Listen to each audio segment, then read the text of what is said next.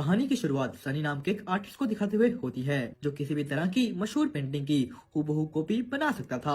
सनी के नानू का एक न्यूज़पेपर था क्रांति, जो इतना अच्छा तो नहीं चलता था, पर सनी और उसका दोस्त फिरोज बचपन से ही यहाँ काम किया करते थे और दोनों खाली जेब लेकर सारी चीजों को पैसे से तोलते थे। उनके पास इतने पैसों की कमी थी कि सनी अपनी गर्लफ्रेंड के साथ एक क्लब तक में नहीं जा सकता था। क्रांति न्यूज़पेपर भी अब उधार के बोझ के तले दब रहा था। उनके पास उधार चुकाने के लिए सिर्फ 1 महीने का समय था, पर उधार इतना था कि अगर पूरी जिंदगी भी किसी काम में लगाएं, ये उधार तो नहीं चुकने वाला था। कई पैसे कमाने के जरियों को सोचने के बाद सनी को एक आइडिया आता है कि पैसे कमाए ही क्यों, सीधा पैसे ही छाप डालते हैं। सनी स्पेशलिस्ट था डिजाइन में और फिरोज स्पेशलिस्ट था प्रिंटिंग में, तो यहाँ से शुरू हुआ पैसा छापने का सफर। सनी नोट की कॉपी इतनी बारीकी से करता है जितनी तो कोई हाईटेक मशीन भी ना कर पाए, और फिरोज अपनी टूटी फूटी प्रिंटिंग मशीन से जुगाड़ लगाकर कर देता है नोट तैयार। पर जब करने जाते हैं दोनों इसका फर्स्ट टेस्ट, नोट की सच्चाई आ जाती है दुकानदार के सामने और हार आ जाती है सनी और फिरोज के हाथ में। सीन यहाँ से शिफ्ट होकर पहुंचता है पड़ोसी देश नेपाल में, जहां इंडियन पुलिस, जिसे माइकल नाम का एक ऑफिसर लीड कर रहा था, नेपाल पुलिस के साथ मिलकर मंसूर नाम के एक आदमी को, जो कि नकली नोटों का बिजनेस चला रहा था, उसे गिरफ्तार कर लेते हैं। पर वहां से निकलते वक्त मंसूर के आदमी पुलिस की टीम पर हमला कर देते हैं, जिसकी वजह से मंसूर वहां से भागने में कामयाब हो जाता है। दूसरी तरफ हम देखते हैं कि सनी को अपने नोट की कमी के बारे में पता लग जाता है, जो कि कोई डिजाइन की कमी नहीं है बल्कि नोट में यूज होने वाले पेपर की कमी है। सनी और फिरोज हर टाइप का पेपर टेस्ट करके एक फाइनल पेपर तैयार कर लेते हैं, जिसमें फिर से नोट बनाकर वो लोग चेक करने के लिए दुकान में जाते हैं और ये नोट अब की बार चल जाता है। सीन शिफ्ट होकर एक गवर्नमेंट मीटिंग की तरफ जाता है, जहां मेगा नाम के एक आरबीआई ऑफिसर को दिखाया जाता है, जो कि नोट पकड़ने की एक नई टेक्नोलॉजी चिप CT600 के बारे में सबको बता रही थी, पर कोई भी उस पर इतना ध्यान नहीं देता सिवाय पुलिस ऑफिसर माइकल के, जो कि वहां अपने लिए एक स्पेशल टीम मांगने आए थे, जो कि उसे इस नकली नोट के बिजनेस को खत्म करने में मदद करेगी। दूसरी तरफ हम देखते हैं फिरोज और सनी अपने नकली नोट लेकर एक डीलर के पास जाते हैं, जो उन्हें 2 करोड़ नोट बनाने का ऑर्डर देता है। वो लोग ये ऑर्डर ले तो लेते हैं, पर अब सवाल था कि इस ऑर्डर को पूरा कैसे करें, क्योंकि ना उनके पास कोई मशीन थी, ना मशीन खरीदने के लिए पैसा। वो दोनों वापस उसी इंसान के पास जाते हैं जिसका उन्हें उधार चुकाना था, और उससे ऊपर से और उधार मांगते हैं, पर अब की बार सारा उधार 2 महीने में चुकाने की बात के साथ उनको उधार मिल जाता है। सनी अपने चाचा यासिर को अपने साथ जोड़ लेता है और उनकी असली क्रांति न्यूज़पेपर की प्रेस छापती है नकली क्रांति यानी पैसा। वो लोग अपना ऑर्डर भी पूरा कर देते हैं, सारा उधार भी चुका देते हैं, और इसी चीज की खुशी में सनी अपनी गर्लफ्रेंड को एक महंगे होटल में डिनर पर लेकर जाता है, और वहां पर भी वो इन्हीं नकली नोटों का इस्तेमाल करता है। उसे इस बात का बिल्कुल भी नहीं पता था कि उस वक्त उसी सेम होटल में आरबीआई ऑफिसर मेगा भी आई हुई है, जिसके हाथ ये नोट लग जाता है और वो हाथ लगाते ही इसे पहचान लेती है। दूसरी तरफ हम देखते हैं कि पुलिस ऑफिसर माइकल को एक स्पेशल टीम बनाने की परमिशन मिल जाती है, जिसमें वो मेगा को भी इंक्लूड कर लेते हैं। सनी और फिरोज को इधर एक बहुत बड़ा ऑर्डर मिलता है, पर इसे पूरा करने के लिए उन्हें वो स्पेशल पेपर चाहिए था, जिसके लिए वो एक बूढ़े आदमी के नाम पर कंपनी बनाते हैं और पेपर कंपनी से पेपर एक्सपोर्ट करवाते हैं। मेगा ने टीम ज्वाइन तो कर ली थी, पर वहाँ उसे कोई काम नहीं दिख रहा था। होटल से पकड़े नोट को बनाने के पीछे उसे प्रिंटिंग प्रेस की मशीनों पर शक था, पर जब वो माइकल को प्रिंटिंग प्रेस की तलाशी लेने को कहती है तो वो साफ साफ मना कर देता है, क्योंकि उनका फोकस अभी मंसूर को पकड़ने पर था। मेगा माइकल के ऑर्डर को नहीं मानती और चोरी से उसके ड्रॉर से उसका शब्द लेकर खुद पुलिस को लेकर प्रिंटिंग प्रेस की तलाशी करने निकल पड़ती है और पहुंच जाती है क्रांति न्यूज़पेपर की प्रेस के पास, जहां अंदर सनी, फिरोज और यासिर चाचा नोट प्रिंट कर रहे थे। वो लोग पुलिस को बाहर देखकर डर जाते हैं और जल्दी जल्दी सब कुछ छुपाने लगते हैं। यासिर चाचा जितना हो सके पुलिस को बाहर रोक कर रखते हैं, पर इससे पहले मेगा अंदर ज्यादा कुछ तलाशी कर पाती, उसे माइकल का फोन आ जाता है, जिससे उसकी इस हरकत का पता लग गया था। पुलिस वहां से चली जाती है, जिसे सनी और फिरोज भी बच जाते हैं। इस घटना से यासिर चाचा बहुत डर जाते हैं और सनी के नानू को इन सब बातों के बारे में बता देते हैं, जो कि सनी और फिरोज दोनों को अपनी प्रेस से धक्के मारकर बाहर निकाल देते हैं। कुछ दिनों बाद सरकार मेगा की मशीन को धनरक्षक नाम से पूरे देश में लॉन्च कर देती है, जो कि एक बहुत बड़ी सफलता साबित होती है। अब चारों तरफ नकली नोट पकड़े जाने लगे थे। सनी को दूसरी तरफ खबर मिलती है कि उसके नाना खो गए हैं और काफी ढूंढने पर भी नहीं मिल रहे।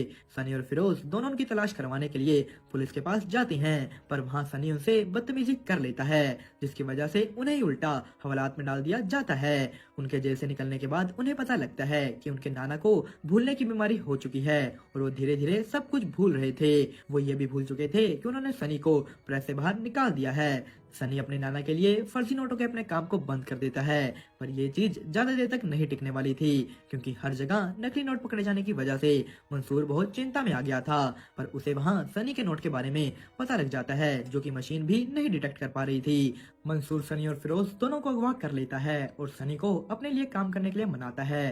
पहले तो सनी उसे मना कर देता है, पर वो किसी तरह उसे मना ही लेता है।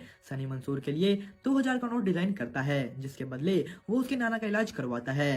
पर इधर माइकल की टीम को मंसूर के राइट हैंड मैन बिलाल के बारे में पता लगता है, जो कि नए 2000 के नोटों को बांग्लादेश से इंडिया के अंदर पहुंचाने आया था। माइकल और उसकी टीम बांग्लादेश में उसे पकड़ लेते हैं, जिसका पता लगने के बाद सायरा नाम की एक औरत मंसूर के पास आती है और उसे पूछती है कि अब वो हाई कमांड को क्या जवाब देगा और कैसे इस लॉस को कवर करेगा। वो उससे बिलाल का रिप्लेसमेंट मांगती है, जिसपे मंसूर उसे ये कह देता है कि उसका रिप्लेसमेंट उसके पास पहले से ही है, जो कि था सनी। मंसूर सनी को मिलने मुंबई जाता है और उसे सब कुछ बताकर माइकल की टीम का कुछ करने को कहता है। इधर माइकल को बिलाल के पर्स से वो नकली 2000 का नोट मिल गया था, जिसको मशीन तो क्या खुद मेगा भी नहीं पहचान पा रही थी, और इसे ही कहते हैं वो लोग सुपर नोट, सनी का सुपर नोट। बिलाल माइकल को मंसूर के नए आर्टिस्ट के बारे में बताता है कि इसी आदमी ने ये नोट डिजाइन किया है। हम देखते हैं कि सनी माइकल की टीम का कुछ करने के लिए मेगा से मुलाकात करता है। वो उसे एक कैफे में मिलकर उससे अपनी करीबी बढ़ाता है। मेगा को इस शहर में एक घर चाहिए था, जो दिलवाने में सनी उसकी मदद करता है, और इन्हीं सब के बीच वो उसके फोन में एक ट्रैकर भी इंस्टॉल कर देता है, जिससे उसके फोन के मैसेज और कॉल अब सनी पढ़ पाएगा। पर दूसरी तरफ बिलाल के पास भी सनी की टीम में खबरी था। मंसूर सनी को 12,000 करोड़ 2000 के नोट इंडिया में पहुंचाने की जिम्मेदारी देता है, जिसे लाने के लिए सनी को एक रूट डिसाइड करना था। पर वो लोग जो भी रूट डिसाइड करते थे, खबरी द्वारा उसकी खबर माइकल की टीम के पास पहुंच जाती थी और मेगा के फोन से वापस सनी के पास। वो लोग जिस रूट के बारे में बात करते थे, माइकल उसी की सिक्योरिटी बढ़ा देता था। ना ही सनी को समझ आ रहा था कि माइकल के पास ये खबर कैसे पहुंच रही है, ना ही माइकल को ये पता चल रहा था कि सनी को सिक्योरिटी की खबर कैसे मिल रही है। सनी और मंसूर बिल्कुल ही नए रूट से पैसा ले जाने का प्लान बनाते हैं, जो कि था एक शिप के जरिए। वो लोग ओमन में कैप्टन ताल से मिलते हैं, जिनके साथ एक शिप लेकर वो इंडिया के लिए निकलते हैं। पर रास्ते में ही मजाक मजाक में ताल सनी को दवाई के नाम पर ड्रग्स दे देती है, जिसके नशे से जब सनी उठता है तो उसे पता लगता है कि जहां उन्होंने पहुंचना था वहां पहले से ही पुलिस खड़ी है, तो उन्हें अपना रास्ता बदलना होगा।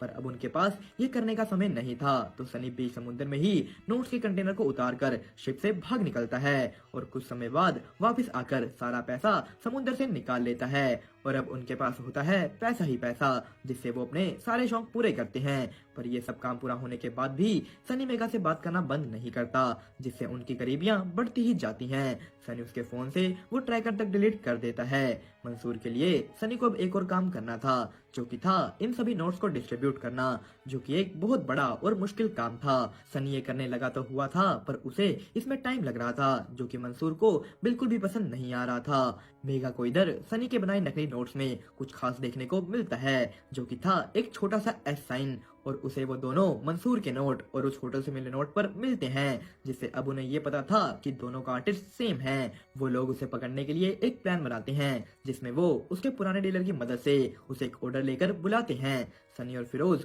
वो ऑर्डर लेकर पहुंचते तो हैं, पर जब सनी वहां मेगा को देखता है तो वहां से भाग लेता है। पर उसी बीच पुलिस ऑफिसर माइकल उनके चेहरे देख लेता है। पुलिस अब उनकी गाड़ी के पीछे लग गई थी, जिनसे पीछा छुड़वाने के लिए वो लोग 2000 के नोटों को बीच रोड पर ही गिरा देते हैं, जिससे वो तो बच जाते हैं, पर इन नोटों की खबर सारी तरफ फैल जाती है। मंसूर का नाम भी अब मीडिया में आ गया था, जिसकी वजह से उसे भी हाई कमांड से धमकियां मिलनी शुरू हो जाती हैं। मंसूर सनी और फिरोज को मारने का ऑर्डर दे देता है, जिसे पूरा करने के लिए मंसूर के आदमी उन दोनों को कुछ भी बिना बताए एक जगह पर लेकर जाते हैं और उनके सर पर बंदूक तान देते हैं। पर इससे पहले वो कुछ कर पाते, सनी के दोस्त वहां आकर उसे बचा लेते हैं।